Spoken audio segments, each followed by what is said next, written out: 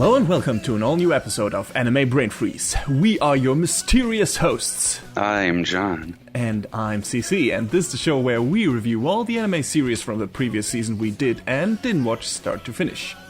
To trash or not to trash, that is the question.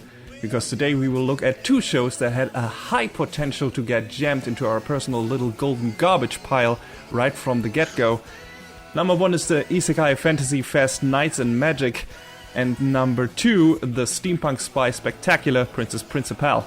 Did any of these contenders turn out to be good, so bad that they're good, or just plain bad? Stay tuned to learn the truth in the second and third part of this episode, but first, John has a super surprise mega mystery review for us that even I don't know any details of as of yet.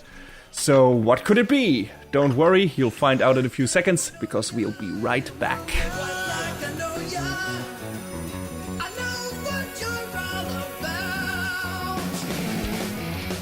So I want to preface this mystery review by saying, every once in a while I see something that just kind of piques my interest for the better or the worse. I think that happens to all of us. And I just decide, hey, why not watch this just for the hell of it? So these mystery reviews, there's going to be another one later on. Yes. 2 episodes from now, I think. Okay. So in about 3. a month's time-ish, month and a half. So these sections may not be as fleshed out as the regular reviews, but just the same, there's stuff that I watched and I felt like, I'll talk about it for a little bit. So the last thing I want to say before we get into the review, number one, is that CC still doesn't know what the show is. Super stoked to find out. And I want to say to you, CC, that I feel like I owe you an apology. What? Why? And to make amends, I want to offer you a big Toblerone. Oh, no! Yeah, I decided to watch Neo Yokio. God damn it. So what is Neo Yokio for those uninitiated, so for the people who haven't been on the internet or on any Twitter, so to speak, for the past few months, I guess? Well, Neo Yokio is a show. It was a Netflix exclusive. The broad overview of the plot is what happens when you're the most eligible bachelor in town and a demon slayer? Right away. As it happens. I mean, we can all speak from experience. I mean, we can all relate to that, right? Yeah, I'm out there slaying demons all day, and I'm so goddamn suave that... so we put those two things together, you get Kaz Khan, a member of the upper class known as a magistocrat. Good name. After Kaz's girlfriend Kathy leaves him and moves away, he falls into a state of self-pity and he lacks motivation. He only wants to live the high life with his friends Lexi and Gottlieb. Well, I don't know if these names are better or worse than some of the ones we see in Eastern-produced shows and manga, but, Gottlieb that's everyone else to decide. Sounds like a very anime name. A little bit. Yeah. But Kaz's Aunt Agatha is always giving him demon hunting jobs that he just doesn't want to do. One such job leads him to exorcise a monster possessing a Chanel suit belonging to fashion blogger Helena St. Tessero. Sure, why not? I just want to say that before watching this show, I thought Chanel only made fragrances and not actual clothing. So I learned something. I learned something very valuable. Hold the presses. There's worth in Neo Tokyo. Educational worth. So the exorcism leaves Helena disillusioned with Neo Yokio and its capitalist ways, and she becomes a shut-in. And now Kaz is stuck between his misadventures with his friends and dealing with trying to get Helena back to her old ways. This show... I want to start off by saying that a lot of the reviews I read, in particular the one on Anime News Network that described it as Codswallop. Yeah. I feel like putting this it show, very elegantly, I assume. yes, I feel like the show isn't as unbelievably terrible as I would have been led to believe. I mean, it's bad. It is a dumb, stupid, bad show, but I don't think it's like, I think it's just like hovering slightly above the bottom of the barrel in terms of, I guess in terms of its story, but there's so many other things about this that there's so many things wrong. Like the animation. So this was a joint between Production IG and Dean, and it looks like Dean took the reins on it because, there's a lot of moments where it's really rough. I haven't watched any of the anything from the show. No trailers, nothing. I've just seen screenshots, and even those, they look like, like a Western cartoon show with kind of pseudo anime designs, like something. I don't want to say Teen Titans because that had some genuine passionate anime fans behind it that knew what they were doing, and just aside from the SD characters didn't look too much like anime generic stuff. But there were a lot of shows in the in the back half of the aughts, maybe, I'm not sure, that try to emulate just general, generic anime designs and tried, to make that. For some reason, I can't come up with names right now, but there are several of these shows. I want to say Totally Spies, maybe. There's something else, like, was it Marvel Mystery or something? I don't know. But, shows that looked at, this is what anime looks like, but, you can see that these people don't have the time or the budget to put enough work in that, and again, there's no shading. There's just it's very colorful, but it's very flat colors, and that's what I got from Neo Yokio as well when I looked at the screenshots. Yeah, it feels like there's no more delicate lighting. There's no shading involved, nothing. And I heard the animation itself, like motion and everything, is also super great. Yeah, this very heavily outweighs the good, and there's very little good to be had. You know what? I will say this. It is unintentionally funny at several points. Okay. And there were some lines, like, I can't pull the dialogue out of my head, that there were some exchanges that I actually got a chuckle out of. So, you know what? You made me laugh a little bit, Neo Yokio. I can't throw you all the way at the bottom of the trash can. You'll sit right on the top of the trash can. Maybe. No, probably not. Cozy in the middle, maybe. Yeah. A shit sandwich, true to its name. A shit patty, maybe. I don't know. So how's Jaden Smith? Oh my god. Before we get to that, I just want to talk about how uninteresting the characters are. Okay.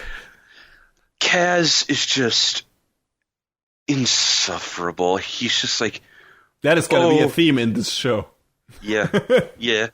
He's just like, I can't live without Kathy. My girlfriend's gone. I don't want to be a demon slayer, blah, blah, blah. And then here's, Aunt Agatha being like, you better do your work. It's like, okay, yeah, this is the dynamic we're going with, sure. And that's a lot of what happens. His friends are a couple of dumbasses, Lexi and Gottlieb, but, they are comic relief, so whatever, you can have them.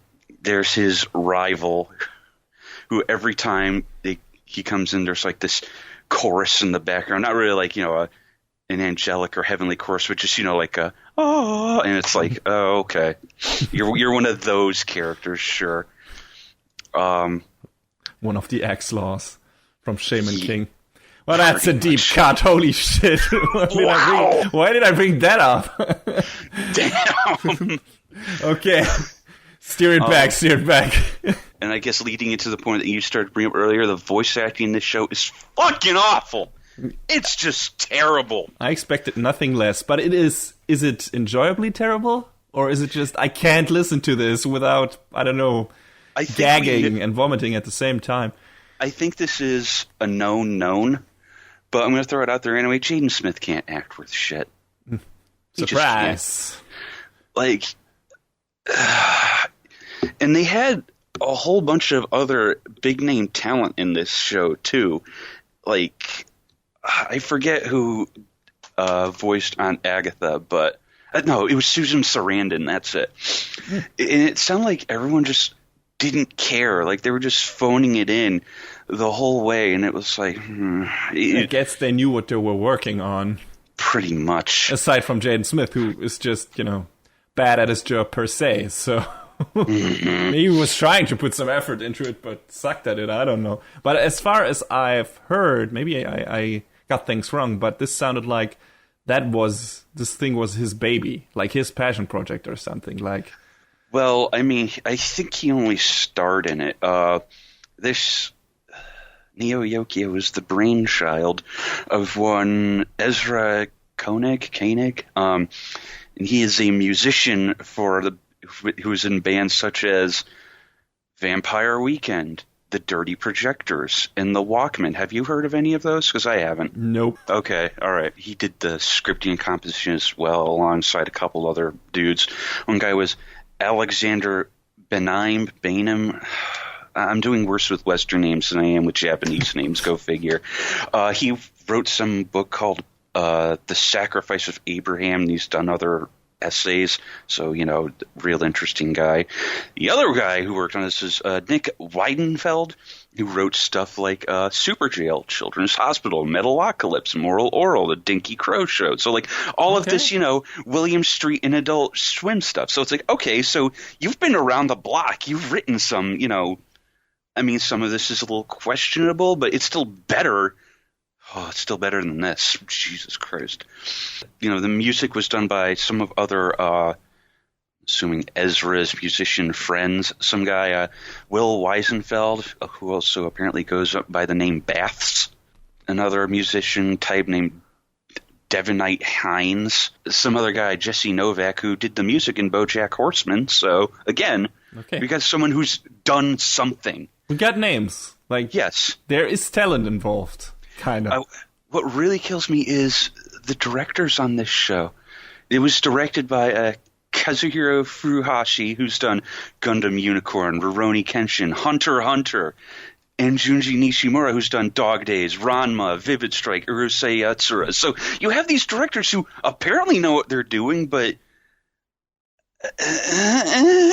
Well, I mean, considering, what they probably were giving in terms of material and characters, and maybe shitty budget, I don't know. Yeah. I mean, was the direction was the direction itself, was that incompetent? Like, did you get lost in the scene transitions and everything, and what was happening on screen, or could you follow the show easily? A lot of this show seemed just so disjointed, and I wouldn't really say indecipherable, but it just sort of falls apart on itself, and it's like a real collage of nonsense. Pretty much. I mean, it's not often on this podcast that I see just throw this to the wolves and let them have their way with it, but this show's like so rough. It feels like it could have been more than it was, but obviously it was not. So we got left with what we got, and what a glorious mess it was.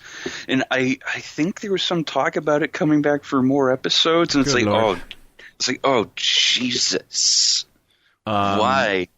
Did you get the feeling that this is the creators of the show were self-aware and knew what they were making, or that it was just a failed attempt at something?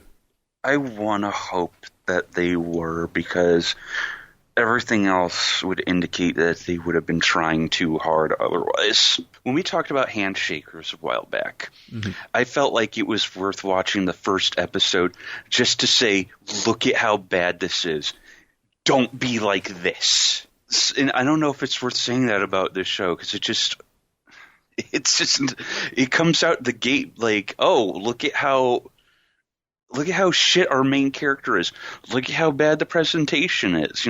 About the only redeeming thing is that, the music's pretty good because, it's being worked on by a bunch of musicians. Yeah. But that aside,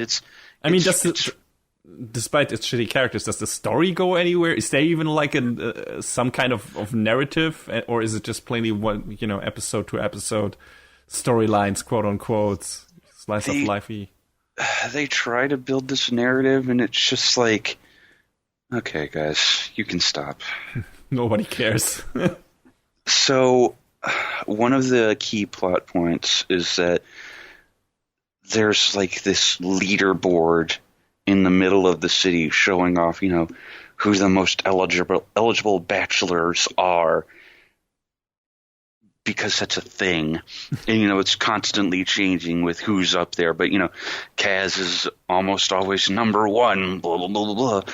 When he does the exorcism for Helena, she, it's not ever adequately explained, but apparently she destroys the leaderboard and the authorities are after her, and Kaz and his friends have to help sneak her out of the city.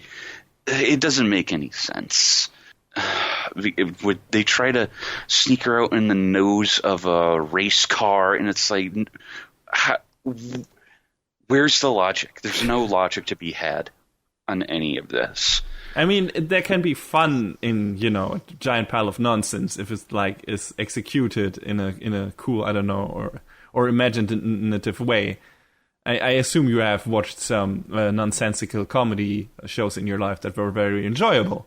Yeah. But apparently this didn't hit those, I don't know, necessary bullet points to make it work. No. Okay. So what would you say this show was missing the most to make it work? An actual coherent plot. Okay. Characters, a main character that didn't make me want to slam my head against a brick wall. Yeah. I mean, if you could fix those two things, maybe this show could have been something good, but... So if those two things would have been, better, you could have overlooked the shitty art and stuff like that. I've looked over all capital letters quality before a few times before, but when it's just constantly there, it's just like... Well, that's a shame. But I guess we're still going to get more anyway. Yeah! You got to watch it? No! The only other Netflix show I'll probably end up checking out is when the next few episodes of Castlevania hit, because that show was tight. Yes, indeed. Only watch this show if you have been threatened with your own death, with your family's death, or the destruction of something you care about. Otherwise, you could just ignore this show and live a happier life.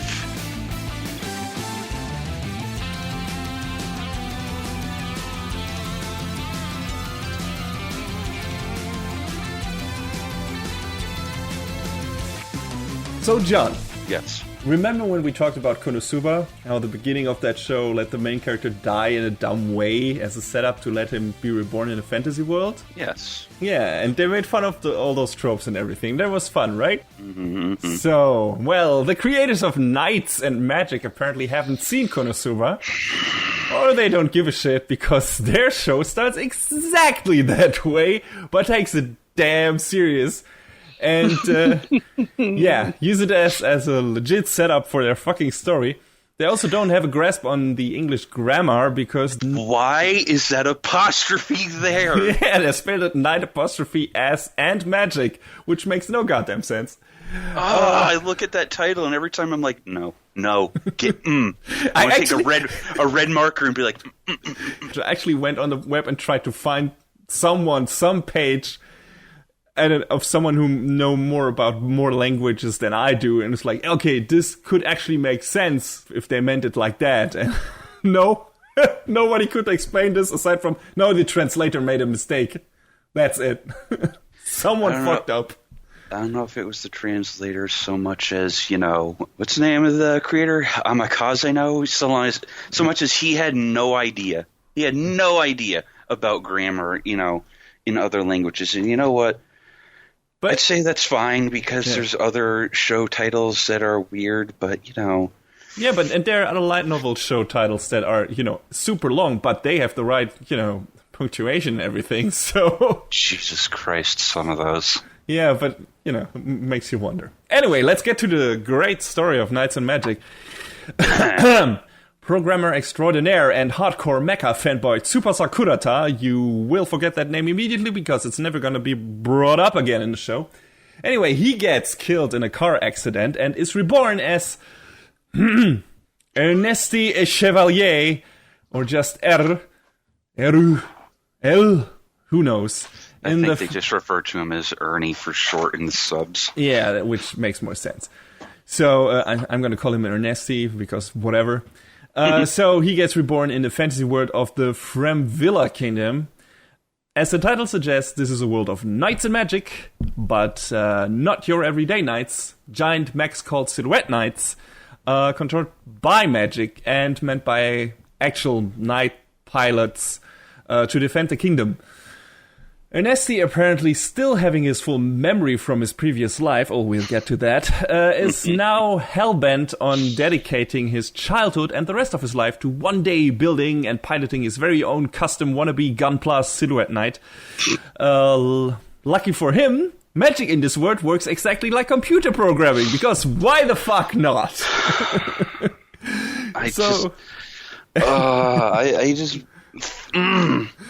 So together with his friends Eddie and Kit, he sets out to revolutionize the world of the Silhouette Knights to become the bestest mechanic, pilot, fighter, anything you can think of ever. Yeah, so this is basically the whole setup and the whole story of Knights and Magic. Don't expect any deviation from that anytime soon. Okay, so being good, being a computer engineer, IT guy, coder extraordinaire, does not make you a goddamn practical engineer. Yeah. It just doesn't. Well, apparently it does, John. Constructing plastic toys makes you an expert in constructing actual robots. Oh, man. I've built like 50 Gunpla. That means I should be able to build my own ship. Please. No! Please go on. So this is based on a web novel series turned light novel series, I think, by Hisago Hamasake no, right?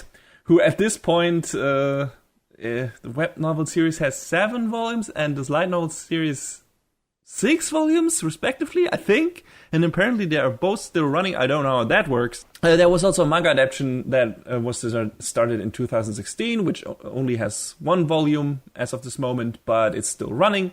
And of course, we got this precious 13-episode long season of an anime series. The animation production is done by 8-Bit, who have worked on decent stuff like Tokyo Ravens and one of the Macross Frontier movies, but also on some stinkers like Comet Lucifer, a show we reviewed a few episodes, which we dropped pretty quickly. And they worked on a high-class piece of art like Infinite Stratus. Yeah, fantastic. And Valkyrie Romance, man, that show was a thing. Yeah. They also helped out with the in-between animation on a lot of other projects like Macross Delta, Recreators, My Hero Academia Season 2, Working Season 3.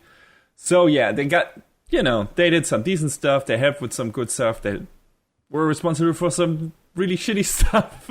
So, as a lot of anime studios out there, it's a mixed bag. Not much high-profile stuff they handled on their own, but they have a pretty varied repertoire, I would say. Animation-wise, there's not really anything to complain about in the show. The character models look good. The environments are nice. It's all very bright and colorful. The CG models of the Silhouette Knights are actually pretty cool and well designed and animated, and so are the CG fights as well. I believe the company responsible for those is Orange, which are working on Land of the Lustrous in the current season, which is a full CG show. But they also did the CG work on Majestic Prince, Buddy Complex, Tiger and Bunny, and Active Raid, to only name a few. And it's weird for me to say this, because if you've listened to the show, you know by now that I'm not fond of anime CG. But I actually like a lot of their CG work, at least when it comes to mechs and mech fights. especially certain battles in Majestic Prince and the final showdown in Active Raid, and a lot of the key battle scenes in Knights and Magic look really good. Lots of fluid fight animation, cool battle choreography, nice effects, particle effects and everything, and really dynamic camera movement. That makes good use of the freedom that 3D models and environments give you when choreographing and staging a scene.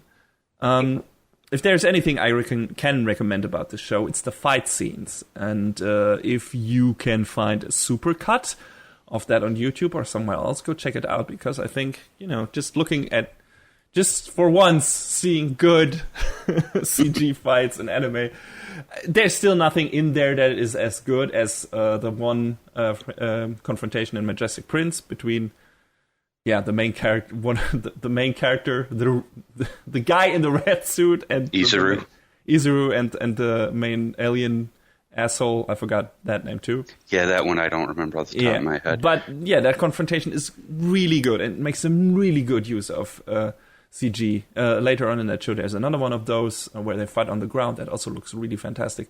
So Knights and Magic has some of those fight scenes as well, and definitely some of that same style of CG animation. And that's probably the most enjoyment I got out of this show, was watching these fights, because that they look cool. That's good stuff. That's good action stuff, and someone knew what they were doing. The rest of the show, though, oh boy. So like we already established, what we have here is a super dumb and cliche premise with a lot of plot conveniences to make the self-insert character as perfectly fit into his new world as can be. Like, set him on his way to be the chosen child and, the most perfect human being on the planet. You can have fun with that as a creator if you are aware of that setup's shortcomings and its dumb nature. The creators of this show apparently were not. Nope. Ernesty sucks as a character. Every time he opens his mouth, it's like, I know exactly what to do. And it's like, oh, of course you do, kid. Yes. Like, you know exactly how to fix every situation. You know how to build a better mech. You're just so much cooler and better than ever. He is way too fucking perfect. Mm-hmm. He can do everything he gets in that stubborn little head of his. He becomes the best magic user in his class, or in the kingdom for that matter. He completely rewrites the book on the fly. Is then tasked with constructing a new kind of Silhouette Knight. Succeeds at that with only, a few minor hiccups. Is pretty much the sole reason the kingdom later can defend itself against a giant invading army. It's ridiculous. Meanwhile, of course, because this is a power fantasy anime, all the girls want to ride in his cockpit, if you catch my drift. And of course, he is completely oblivious to all of that, because he only wants to build bigger and better and more powerful mechs. He doesn't care about the conflicts in this world, really, beyond, his justification being that shitty people should not allow to pilot Silhouette Knights because that's a disgrace to the fucking fandom or something. Only a robot should be able to destroy another robot. Like, what? Exactly. What? That's a thing that's actually set. Oh my god. No, I think there was another scene. Was it in this show where why do you have so many swords? Because swords are strong, and having a lot of strong things makes you really strong. And I'm just like, shut the fuck up.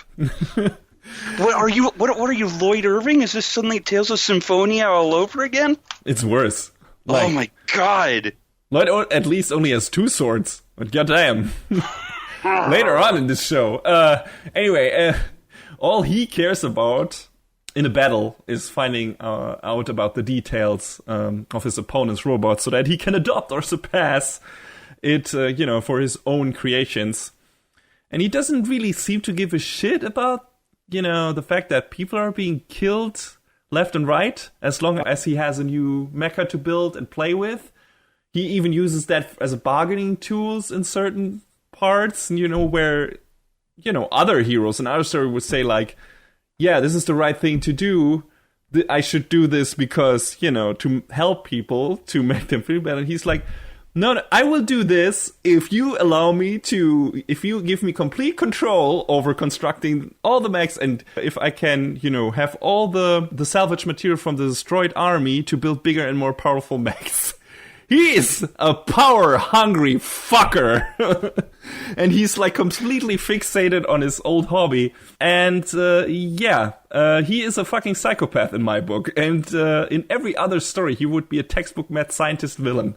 Mm-hmm. It's ridiculous. It's fucking insane. Add to that thing you mentioned earlier, how he is so fucking cheery all the time. Like, oh my god.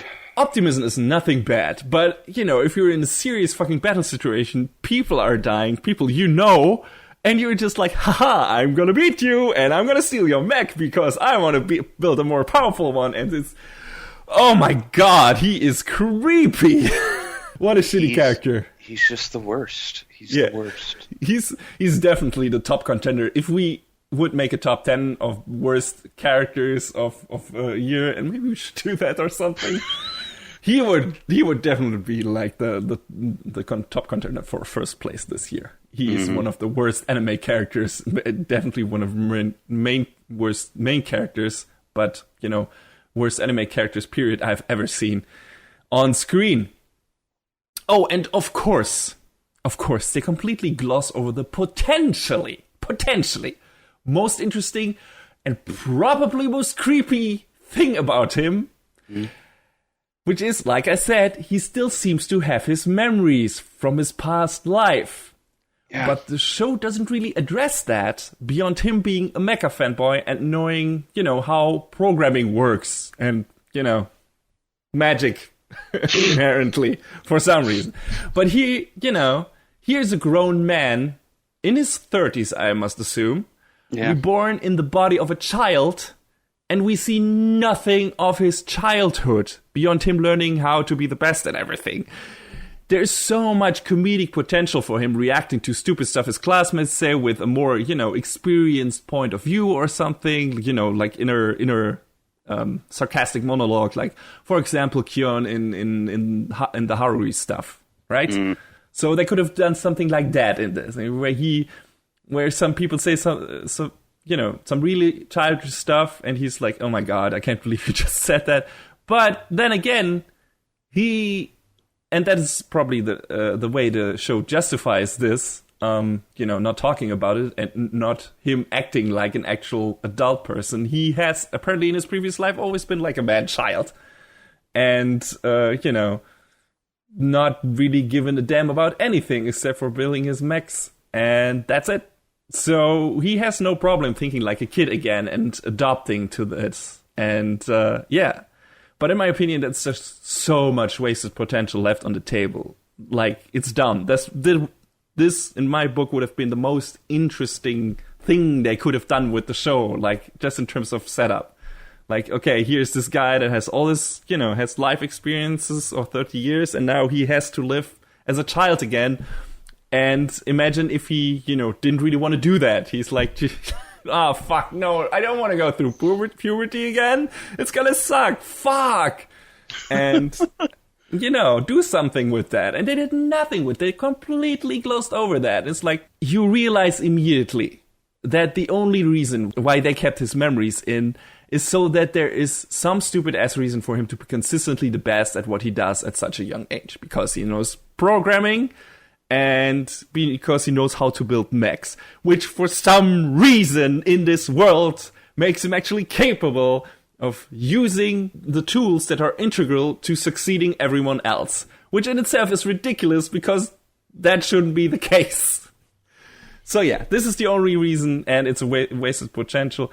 And don't get me started how much creepier the show becomes if you consider that all those underage girls in the show basically throw themselves at that dude who is probably twice their age without knowing it. So, keep that in mind. Twice their age. Yeah, keep that in mind.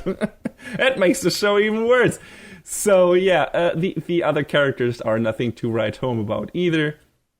They're all pretty bland stereotypes. Some of them are fun, like the king's grandson. He's like this big hulking brute who's like very much into fighting and Pretty much just like Ernesti wants only the strongest mech to wreak havoc on the world. And he's just enjoyable, just in terms of what the voice actor does with it and everything. So he's just a fun character. So that's all right. Dietrich is probably the character that gets the most development in the show, which is weird because he's kind of like a smaller side character in itself. But he starts out... He's a Silhouette Night pilot in the Royal Guard, I guess. But he starts out as an arrogant loudmouth who belittles his comrades and everything. And, he's an asshole. And he completely loses his nerve when, he gets into a real battle situation against giant monsters for the first time. He just loses his nerve. He runs away, gets people killed pretty much. And thanks to Ernesti, he can turn himself around and, change himself and turns into an actually cool and capable character. So that was pretty neat. I was thinking, okay, why is the story not about that guy? Right? That's I thought that was pretty cool, too. Yeah, so what the fuck? But instead, that interesting development is reassigned to one of the smaller side characters. So that was a shame. And, the rest of them were just flat as a sheet of paper. Especially and sadly, Ernesti's friends, having a shitty main character is one thing, but having the two characters that are constantly with him also be completely uninteresting. With Addie constantly thirsty for Ernesti's mana, really, that is all her character is. And Kid is, the kind of big brother, but not really type, who also later becomes the personal knight of a princess, and that's it. There's nothing resulting from that either. It's all kind of lame. Some of the bad guys are fun because they are so over the top, but there's also not much interesting going on there character-wise. No interesting dynamics or anything with the good guys or backstories or whatever. It's all pretty, trite. Ernesti gets kind of a nemesis later on who is almost as smart and psychotic as he is. But they don't really do much with that either, so yeah, nothing much to see here. Yeah, did you watch this beginning to end? Yes, I watched it all the way through, mainly for the battles. I got maybe halfway through the show, and I was constantly asking myself, where's the conflict? Yeah. Because it seems non-existent. Well, there's a conflict in the kingdom that later on there's an invasion and everything, but for the characters themselves, there not really is one because Ernesti just masters or overcomes every obstacle put in his way in the course of one episode. Every new task that is put before him, he just let's construct a new mech or something, and then we win. It's in no time whatsoever. There are very, very few setbacks for the characters in this show, and they get pretty much turned around immediately. It's ridiculous. There's no drama whatsoever. There's no threatening stuff happening because you're okay, I know how this is going to turn out. Ernesti is going to come in and somehow save the day, which, to be fair, happens in a lot of other shonen shows too, sure. But a lot of other shonen shows managed to, nevertheless, raise some interesting stakes. This show doesn't. There are no fucking stakes in the show whatsoever. It's trying to build some up, but it just doesn't work because of this shitty main character, and who you don't give a shit about, who you hate immediately. I wonder if there are actually people who like Ernesti. There gotta be. Maybe ironically. I wonder. So I would say if you are in the mood for a super shallow, rather well animated action show, and you love mechs as much as Ernesti, though honestly I don't think anyone does, maybe give it a look. It's not, aside from the main character, super offensive or anything. There's nothing. If you don't think too hard, there's nothing super gross in it or anything. There's no super gory stuff, or there's not much blood. So, nothing like that. The episodes are not really, aside from, them not having really any stakes. They are not boring or slow-paced. There's always something happening, but it's super fast foody, as in 10 seconds after we have finished an episode, you probably won't remember half of it. So everything is just in service of making Ernesty look as cool as possible, and, it doesn't work. Yeah. Don't you want to be that guy? Don't you want to be like you like building mechs, right? Imagine if you would be that guy. Imagine if you would be in that kingdom. You could also be the best at everything. Also, I'm not a programmer, so I couldn't be. So fuck you, show. Your dark magic doesn't work on me. So this is definitely trash stash material. Just because the setup is so dumb and because of the main character. But the battles are fun, I guess. The animation is good, the mechs look cool, most of them anyway. So I guess if that's enough for you, check it out. Everyone else should stay away.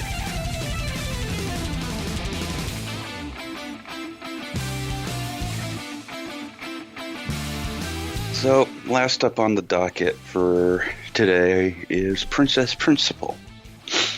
So, will we get out of the trash stash? I like to think so with this show, but that's just my opinion. So Princess Principal is basically set in a fictional version of England called Albion. It's during the early 20th century.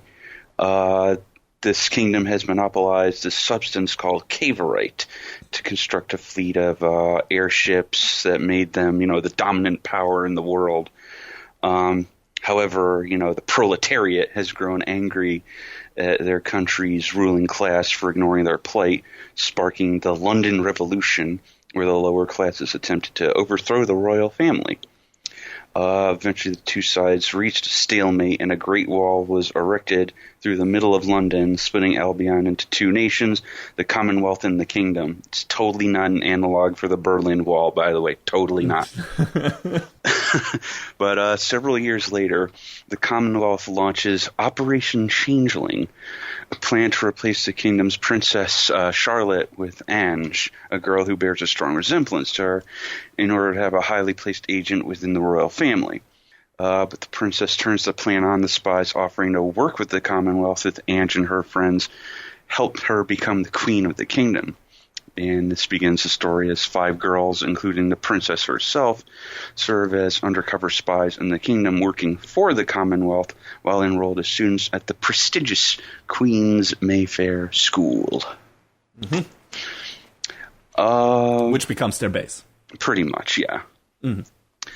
This show, in comparison to the other two pieces of filth we already talked about, I liked this show a lot.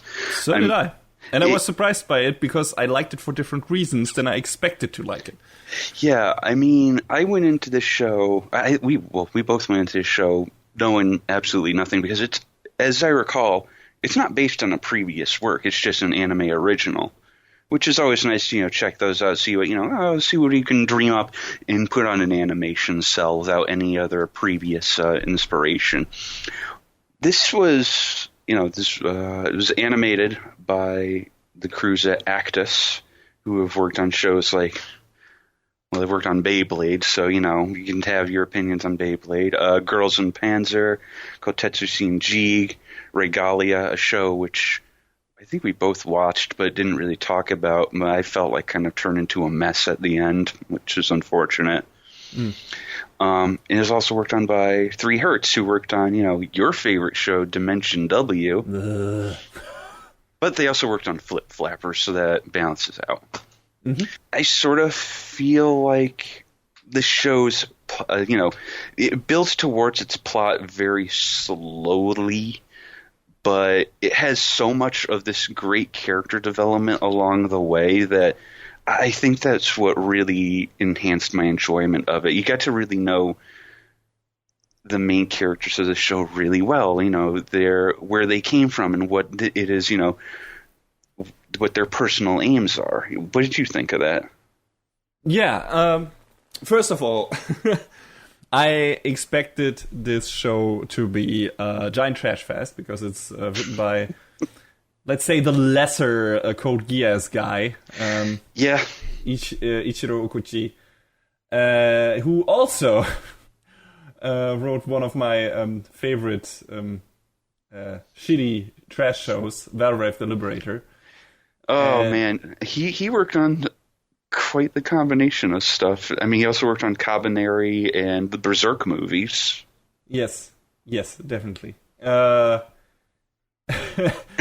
the one thing, that stuck in my mind was Valrave, and like the first thing I was thinking when I saw the setup, I'm thinking, okay, this is probably gonna be like just from the setup alone, and the first episode also made me think that, was okay, this is gonna be like a dark show, but that has some really silly parts in it that are, so dumb that it's goofy, and that makes it super enjoyable.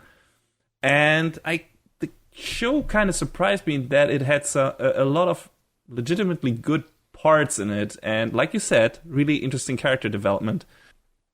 Like we get pretty much like is the deal with a lot of with a lot of anime. We get like your basic setup episodes where all the characters are established, where the universe is established. You get the antagonists are established pretty early on and everything. So you got your ground setup, and then it's for each episode it's like a new spy mission for the girls, and we learn something new about each girl every episode. Some are more focused on one specific member of the cast. Some are more slowly forwarding the plot, and it worked mostly. I mean, we learned at least some interesting bits about each of the characters. We get a pretty amazing episode about Chise, who's like the import Japanese girl, basically, that is initially, has her own motives and her own agenda to join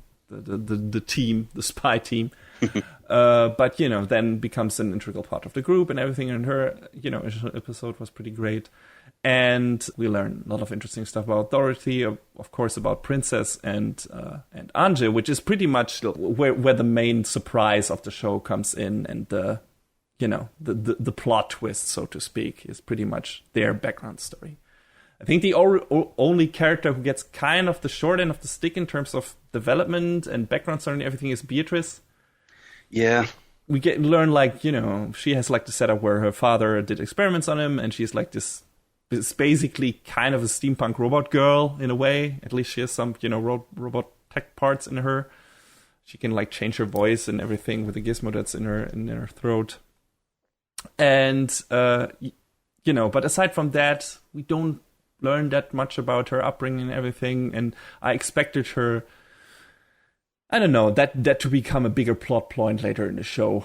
Maybe her dad showing up again or something. Did they say that he died, or was he still around? I'm not sure. I don't think they explicitly said, but I was under the impression that it was implied that he had died somehow. Okay. But still, you can say it like, okay, that did never happen. He's maybe working for the bad guys or something. And I don't know. Yeah.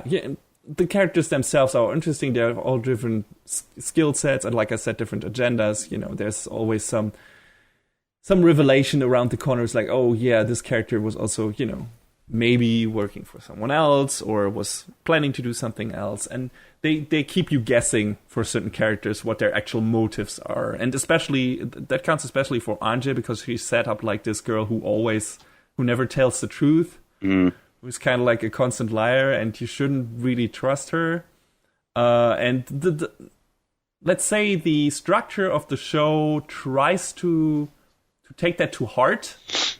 It tries to, make you guess and let you think, is this a lie? Is the show hiding something from me? And one of the main mechanics it tries to use for that is not telling its story in chronological order. Yeah, I thought that was really cool, actually. Not a lot of shows can make that work well. Yeah, the thing for me is it worked for me in some parts it didn't. Like, some of the surprises were made more effective with, putting them not necessarily in the chronological order. And some things like fall flat or felt like they didn't really get a payoff in the next episode. You know, there was a episode focused on Dorothy, where something pretty integral to her character happens.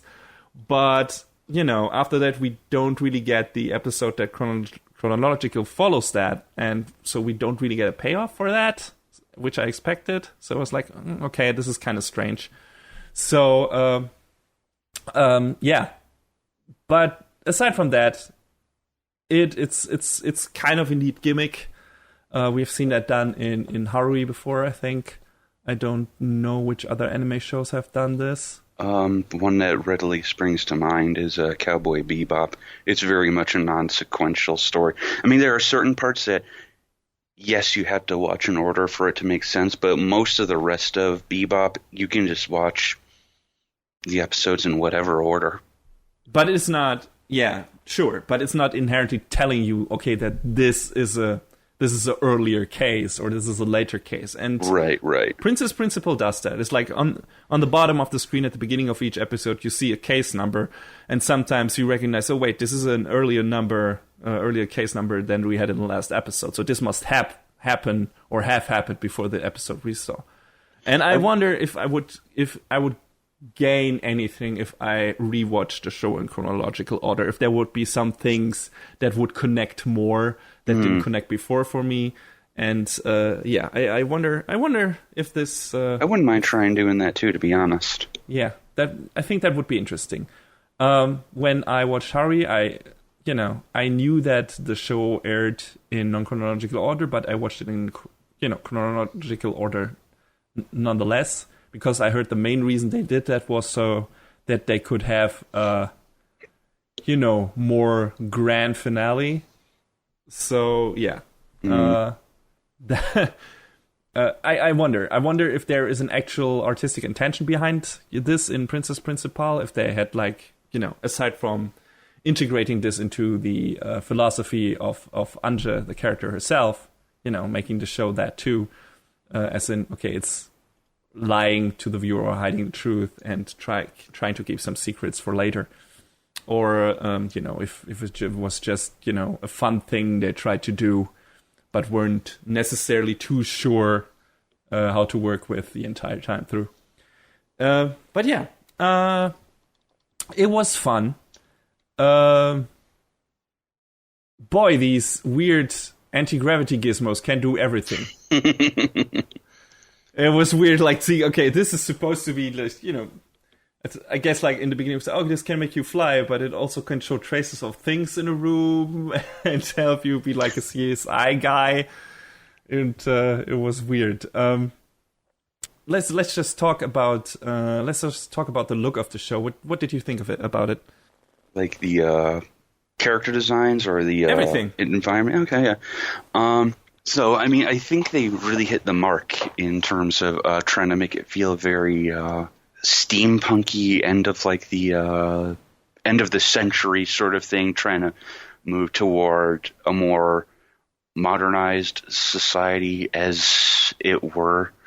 They manifested that very well, and I thought, all the environments were really cool and clean. Well, maybe not clean, because, it's still the 19th century. Kind of London, yes. Yes. And I thought, the character designs were all really cool.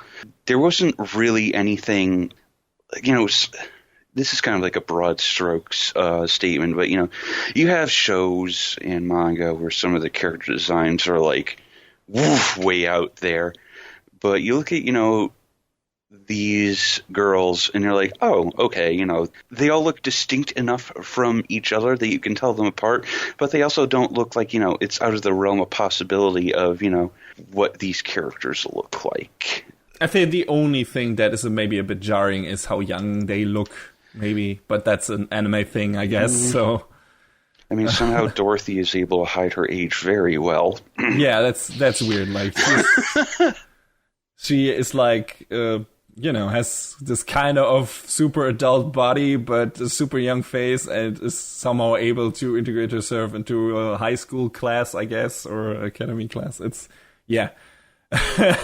She's a special character, but she's fun. She's very enjoyable. I mean, all of the girls are. Their dynamic between the characters is very enjoyable. Jay's insistence on being from the Black Lizard planet. Yes. I guess if there's one gripe I have about the show is that, like I said, there are some... We don't get some of the payoff, some not immediate because of the, time, the non-chronological thing, but some not at all. Like, I'd say none of the main conflicts are really resolved by the end of the show. Like I said, the stuff with Dorothy that gets brought up in the episode that should lead to a confrontation with a certain villain, but which doesn't. And, the main bad guy, without giving too much away, the Archduke, who is pretty much introduced pretty quickly as the main antagonist, is still alive and kicking and everything, I think. And, that's, it feels like, okay, this is like a bit of a prologue, maybe. And I would like to see, them follow up in a second season, but considering... the big secret of the show, which, is the identity of certain characters, seems to be out of the bag. I don't know if they could make that work. So, do you think there could be a second season for this? Like, I mean, it ends on a pretty open note, and it feels like, okay, maybe they could go back to their work. But I feel like they might be able to. I mean, I always say... anything is possible with these shows now. Says I wouldn't doubt if they somehow find a way to come back and make a second season of this. Yeah, but I would be really surprised if they could make it work organically. Because it feels like at least a lot of the surprises and plot points, considering, at least the main characters, has been dealt with in a way, and now the only thing left is the confrontation with the bad guys, but I don't know if that, could carry a whole season. I don't know. But I would be willing to find out. Like I said, I really enjoyed that show. Just like John said, I think the character designs look neat. I think the overall environment designs also look really great. Especially, I like the look of the town and everything, and the mechanical designs. I really, really like the opening of this show. I didn't skip through this one. I really liked this. I liked the song. I liked the animation. It was really fun. It's definitely one of my top openings this year. Well, I think one thing we didn't talk about was that we had Yuki Kajiura on the music. Oh, yeah. That was really good. Oof. Yeah, she always delivers. I mean, she's one of those composers who has like this very distinctive style. This is always super recognizable, and you could say like she's kind of a one-trick pony if you want to be mean. Yeah. But this is like the same with Hiroyuki Sawano, which is one of my other favorite composers. It's like, okay, maybe he's a one-trick pony, but I really like that trick. I really do. And it's the same for Kajiura. So I enjoyed her back in the day. That one of the first anime series I watched was Noir, and she did the soundtrack for that. And that was the one thing that really, pulled me into the show. Because I really liked that soundtrack. And, I mean, I really got to know her through Dot Hack, so... Yeah. Exactly. Dot Hack was she was in that for too, and many other shows. Didn't she do the soundtrack for Erased as well? Yes, she did. Yeah, it was really good too. The Xenosaga 2 and 3, a whole bunch of the recent Fate stuff as well. So there you go. Music also worth checking out this show. This was a neat surprise overall. Like I said, I expected this show to be fun nonetheless, just because of the pedigree of the writer and everything. But I didn't expect it to have some, genuinely heartfelt moments and some cool character development, in general, cool characters to begin with. And, I think none of the episodes, was boring or anything. Yeah, of course, there are some, that are not as good as others, but they were all pretty much enjoyable. And you got your one-episode side stories that maybe don't integrate as well in the main narrative, but further the character dynamics or the character development. And then you got the one that further the story a bit more and give you some neat plot developments and revelations and everything. So I think it was a pretty even mix. I wonder if that actually was the main reason why they mixed it up in terms of, the order of the episodes to keep the pacing at a good flow and, to have each episode work, just in terms of what is happening with the one that came before it and keep it interesting. So like I said, I really enjoyed this show. It was a nice surprise for this season, that's for sure. Yeah, didn't expect it to be, and it's like I said, it's an anime original thing. So I wonder how much chance it has in the current environment to get a second season. I don't even know how much success it had. The character designs probably were well considered in terms of merchandise and everything. I would be surprised if that wasn't the case, but that doesn't necessarily mean, even these days, that the show is bound to get a second season. So we'll see. And I don't think it necessarily has to. I mean, like I said, a lot of the conflicts are not resolved, but it's still a pretty neat story in itself.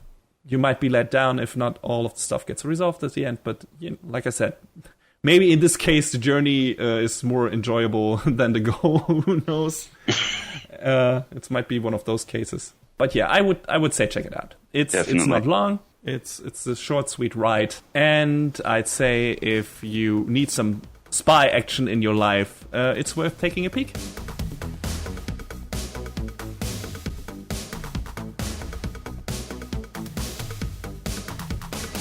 And that is a wrap on the 40th episode of Anime Brain Freeze. All the music in our show is from the Double Dragon Neon soundtrack by the amazing Jake Kaufman. Please go to vrt.bandcamp.com and check out his awesome work.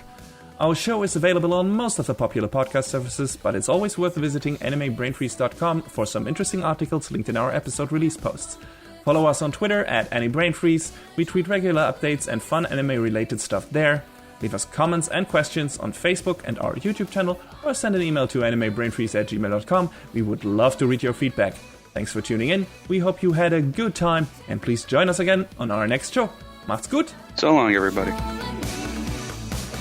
Next time on Anime Brain Freeze. Super special agent priests investigate demonic occurrences at a creepy monastery. And nothing but misunderstandings, a bunch of nerds.